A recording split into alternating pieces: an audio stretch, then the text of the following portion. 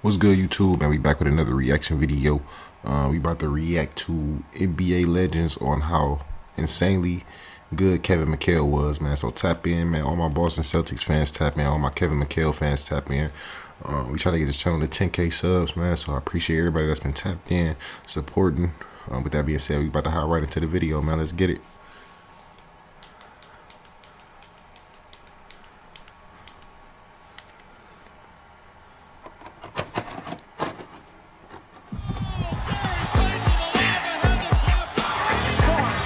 Hey guys, this is Dominique Wilkins. Hey, this is Sean Kemp. This is Gary Payton. Hey, this is Pau Gasol. NBA fans, what's up? This is Vince Carter here. Hey, what's up? This is Matt Barnes. If you're an old school NBA fan like I am, make sure you check out the Basketball Time Machine with my man Sean David. Hey guys, welcome back to the Basketball Time Machine. I'm your host Sean David. Thanks for tuning in. Let's talk some old school NBA basketball.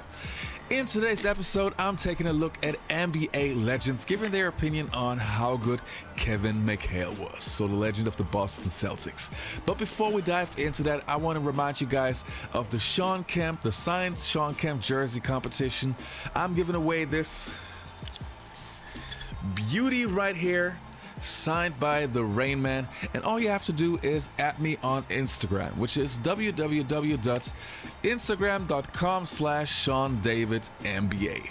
And you don't have to send me a message. All you have to do is just at me, and in 4 days, so the following Sunday, I will have a random number machine, which is basically picking a number, and that person is going to win the jersey. So your odds at the moment are pretty high because it's only 1,100 people so far competing, so your chances are not bad at all. So enough of that, now let's dive into today's episode.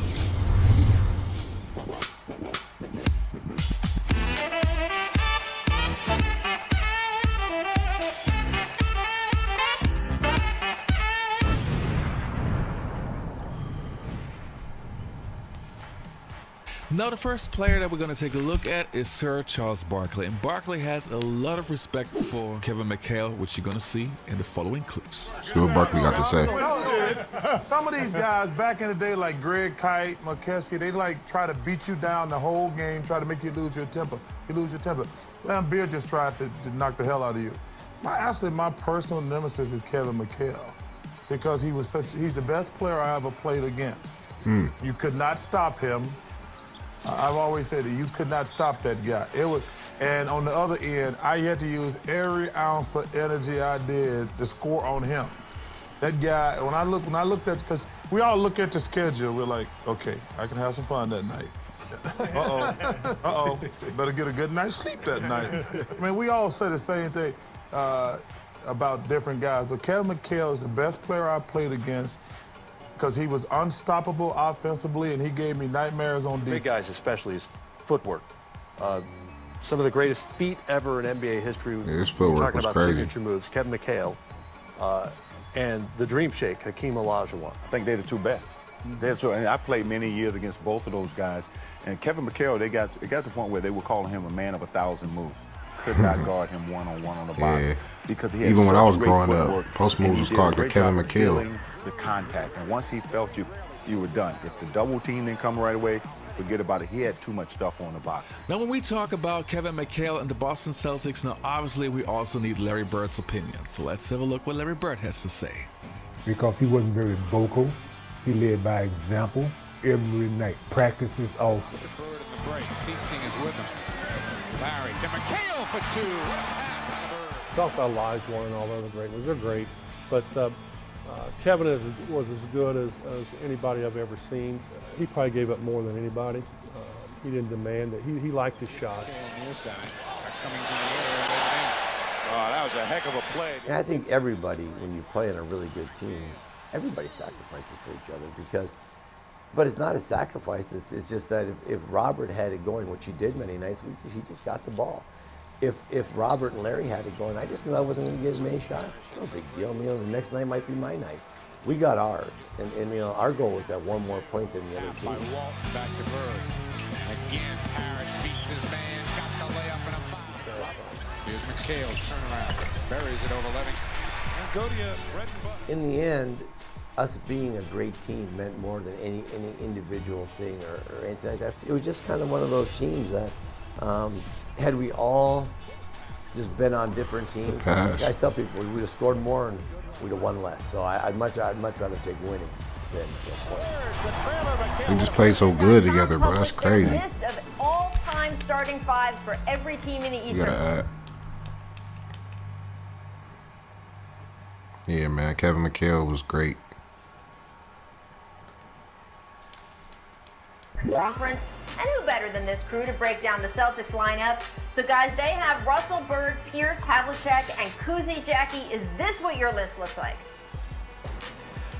It is and it isn't. I have a hard time leaving Kevin McHale off. Right. He was Bird's Pippen, if you will.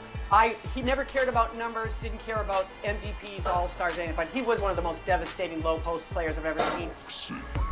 My fourth man would have to be obviously Kevin McHale, you know, the master of the inside, outside, you know, however way you want a game. So we see all the stretch fours and we talk about it all the time, but here are two guys that were sitting down there. You know, obviously Diesel is one of them as well, but we're talking about guys who the skill was magnificent over the power.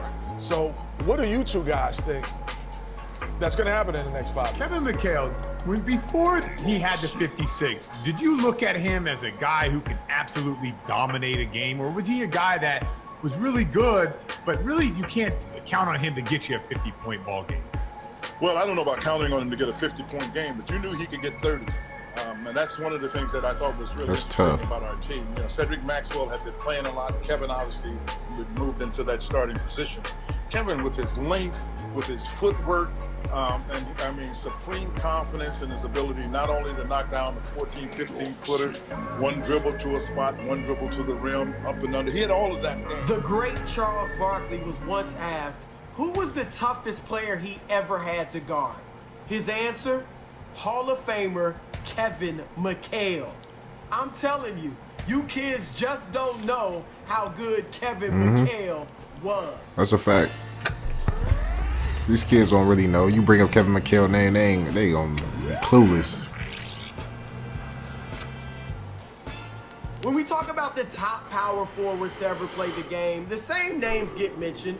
Duncan, Barkley, Malone, Nowitzki, Garnett, Elvin Hayes.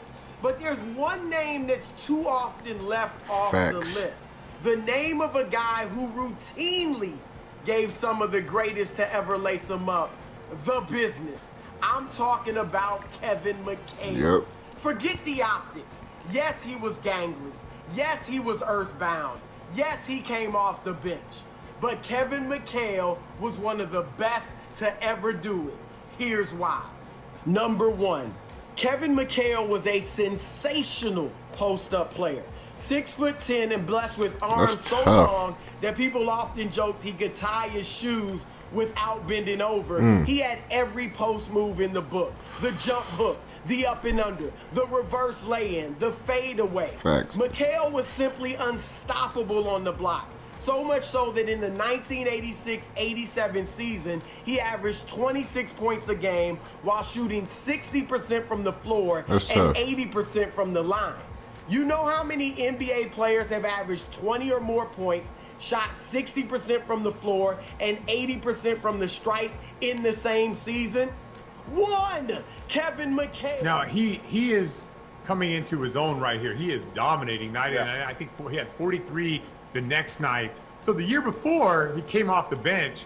Now, do you feel like, oh man, this guy's established as a Hall of Famer? It's like he's a starter. He's a big-time all-star player. I knew he was going to be a big-time player for us. I didn't think there was any question about that. I'm not sure if I thought Hall of Fame, but I knew at the end of the day, Brian, you know, this is about guys you can count on to do what they do. You knew Kevin can score.